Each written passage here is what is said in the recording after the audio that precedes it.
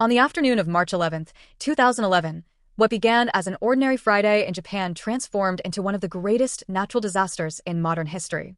Schools were nearing the end of the day, office workers were finishing their afternoon meetings, fishermen were returning from the sea, trains raced across the countryside with their usual precision, and millions of people continued their routines with little indication that within minutes their lives would change forever.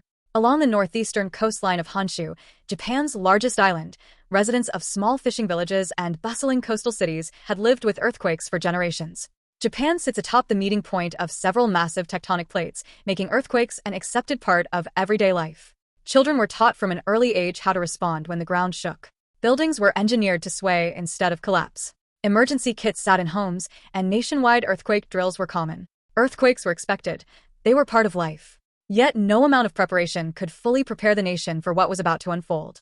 Far beneath the Pacific Ocean, approximately 130 kilometers east of the Oshika Peninsula, the immense Pacific Plate had been slowly moving westward beneath the North American Plate at a rate of several centimeters each year. For centuries, tremendous pressure had been building silently along this enormous fault line known as the Japan Trench.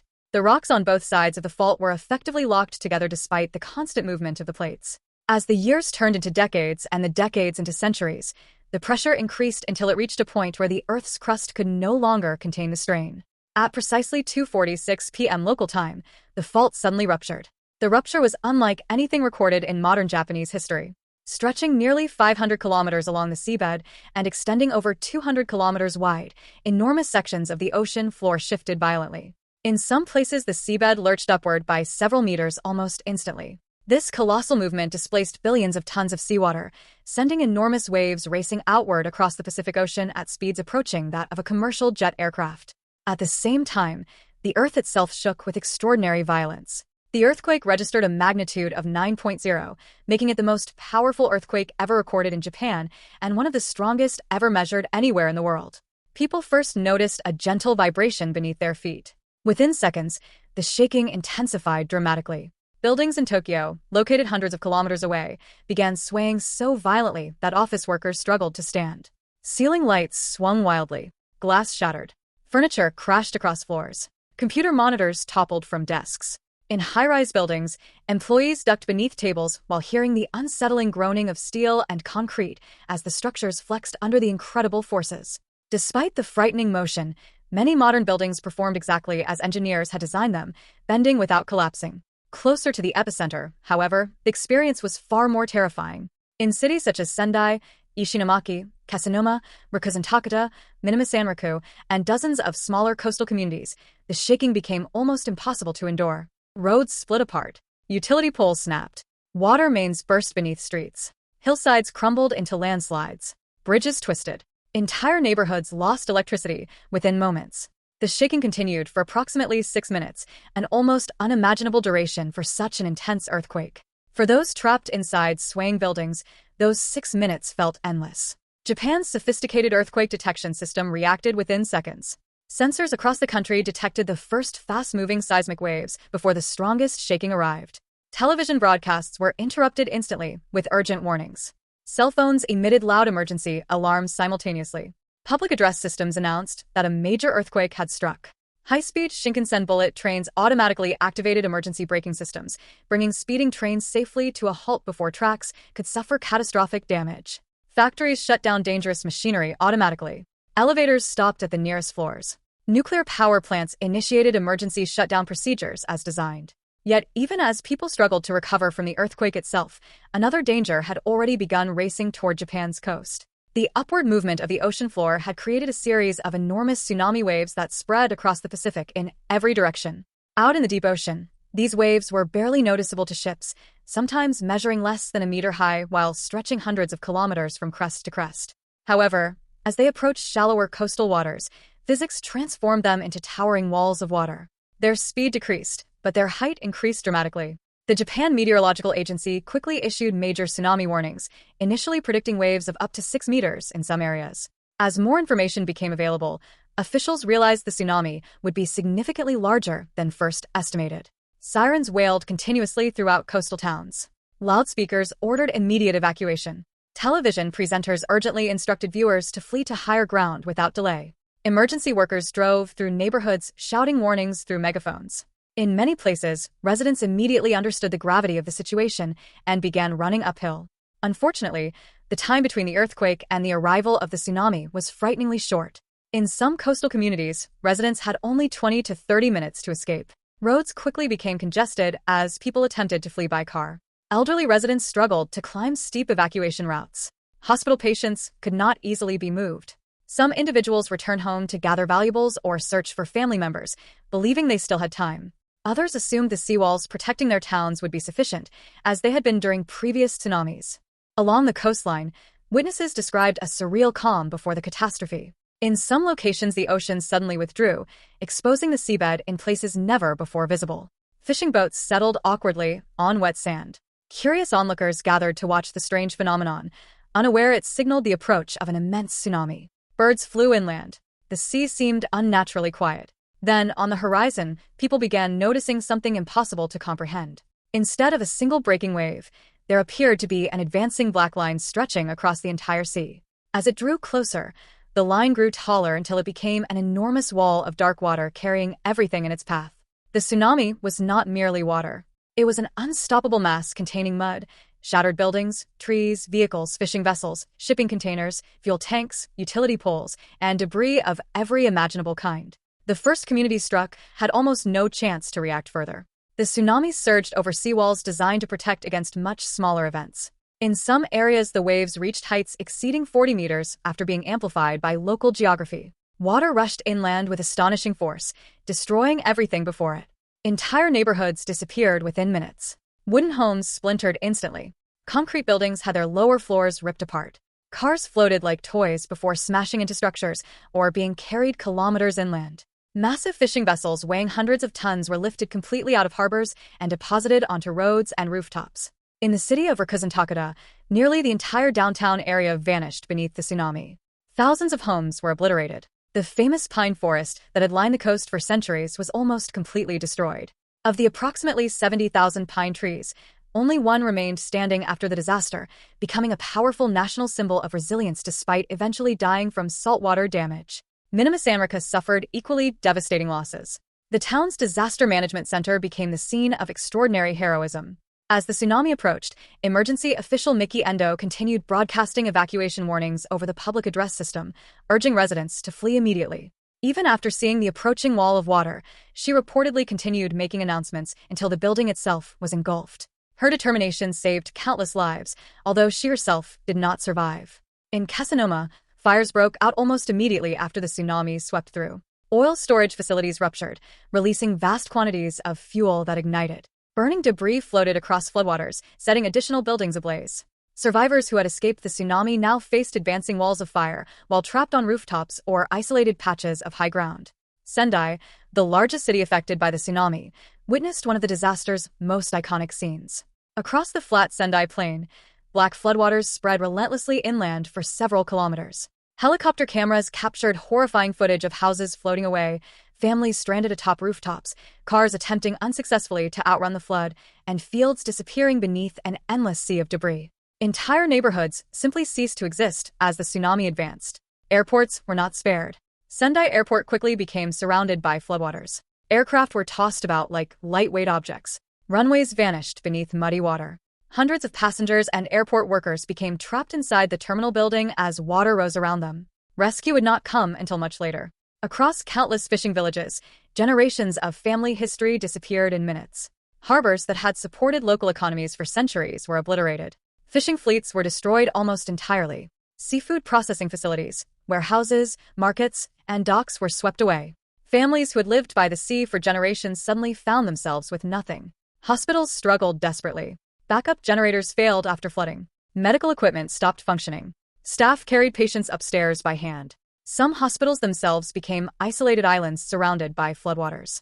Communication systems failed, leaving emergency responders unable to coordinate effectively. The destruction extended far beyond coastal communities. Electricity failed across vast regions. Millions lost power. Water supplies were interrupted. Mobile phone networks became overloaded or collapsed completely. Roads vanished beneath debris. Railway lines twisted beyond recognition. Bridges collapsed. Entire communities became inaccessible except by helicopter. Thousands of people spent the first night in freezing temperatures inside schools, community centers, gymnasiums, and makeshift evacuation shelters. Many had escaped carrying nothing except the clothes they wore. Families searched desperately for missing loved ones, hoping they had reached another shelter safely. Bulletin boards quickly filled with handwritten messages listing names of survivors and those still missing. Since telecommunications remained unreliable, these handwritten notes became one of the few ways families could communicate. Search and rescue operations began almost immediately despite overwhelming challenges. Members of the Japan Self-Defense Forces, police officers, firefighters, Coast Guard personnel, and volunteers entered devastated regions where roads no longer existed. Helicopters searched rooftops for survivors waving pieces of cloth or writing messages visible from the air. Boats navigated through what had once been city streets. Rescue dogs searched endless fields of debris. Miraculous rescues occurred even days after the tsunami. Some individuals survived by clinging to floating debris for hours in freezing water. Others remained trapped inside partially collapsed buildings. Elderly residents were discovered alive beneath wreckage despite impossible conditions. Every rescue offered hope, though as time passed, such miracles became increasingly rare.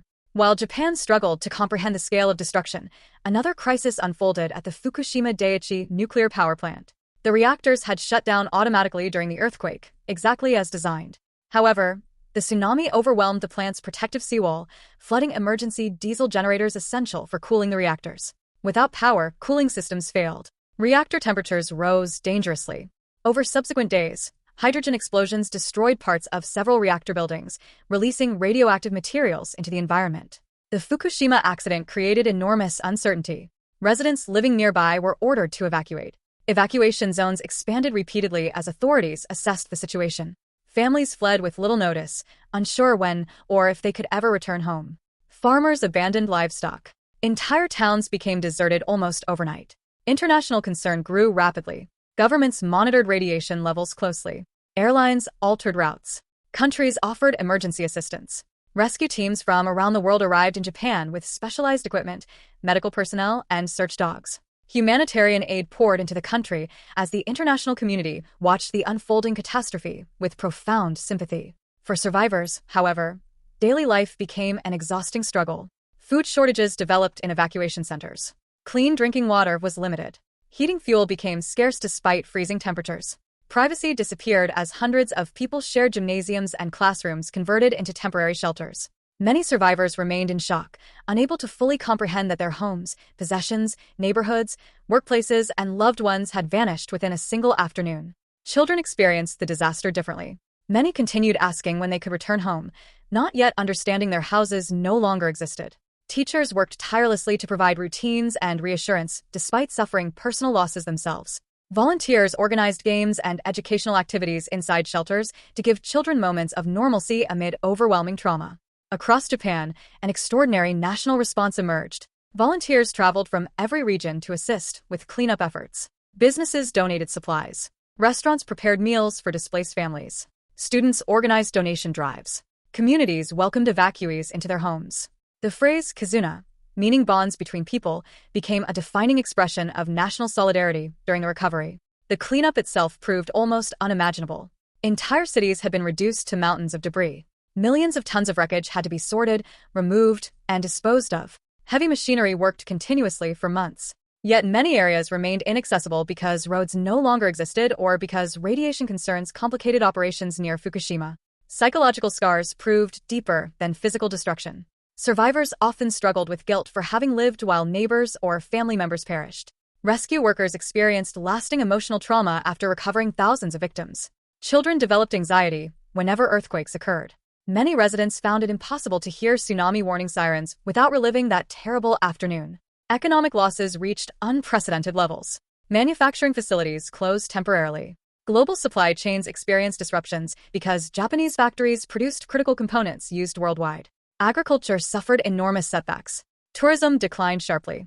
Coastal fisheries faced years of rebuilding before normal operations could resume. Environmental consequences extended far beyond Japan.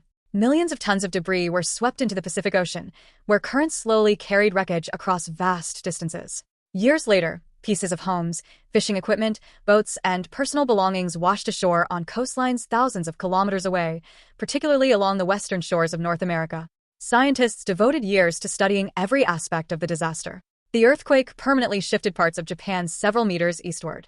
Earth's axis changed slightly. GPS stations recorded measurable movements across the country. Researchers examined why some tsunami defenses failed while others succeeded, using these lessons to improve future warning systems and coastal planning. Reconstruction became one of the largest engineering efforts in Japanese history. Entire towns were redesigned. Some communities relocated to higher ground rather than rebuilding along vulnerable coastlines. Massive new seawalls were constructed in certain areas, while others chose evacuation planning instead of physical barriers. Roads, railways, schools, hospitals, ports, and utilities gradually returned over many years. Memorials now stand throughout northeastern Japan, preserving memories of those who lost their lives. Buildings intentionally left in their damaged state serve as reminders of the tsunami's immense power. Schools teach future generations about the disaster, so its lessons are never forgotten. Annual ceremonies every March honor the victims with moments of silence at exactly 2:46 p.m., the moment the earthquake struck. Many survivors chose to tell their stories publicly despite painful memories. Parents described carrying children to safety. Teachers recalled leading students to higher ground. Fishermen explained watching familiar coastlines disappear beneath black water. Elderly residents remembered communities that no longer existed except in photographs. Their testimonies became invaluable records of courage, loss, and resilience. The 2011 disaster fundamentally reshaped Japan's approach to disaster preparedness. Early warning systems were expanded. Evacuation planning improved. Coastal hazard maps were revised using more extreme scenarios. Nuclear safety regulations underwent sweeping reforms. Communities invested heavily in education, emphasizing that when tsunami warnings are issued, immediate evacuation is essential regardless of previous experience or confidence in protective structures. Even years later, the effects remained visible. Some communities flourished again after determined rebuilding efforts, while others never regained their former populations. Many families continued searching for closure regarding missing loved ones. Former evacuation zones near Fukushima slowly reopened after extensive decontamination, though not every resident chose to return. The Great East Japan Earthquake and Tsunami of March 11, 2011 ultimately claimed nearly 20,000 lives through confirmed deaths and those officially listed as missing. Hundreds of thousands were displaced. Entire landscapes were transformed forever. Yet alongside unimaginable tragedy emerged countless acts of compassion, sacrifice, and resilience. Emergency workers who risked everything to save strangers, neighbors who helped one another escape, volunteers who rebuilt shattered communities, and survivors who found the strength to begin again all became part of the disaster's enduring legacy. Today, as the clock reaches 2:46 each year on March 11th, sirens sound once more across northeastern Japan, not as warnings of approaching danger, but as solemn reminders of the afternoon when the earth shook, the sea rose higher than anyone believed possible, entire towns vanished beneath the waves, and a nation demonstrated extraordinary courage in the face of one of the most devastating natural disasters ever recorded.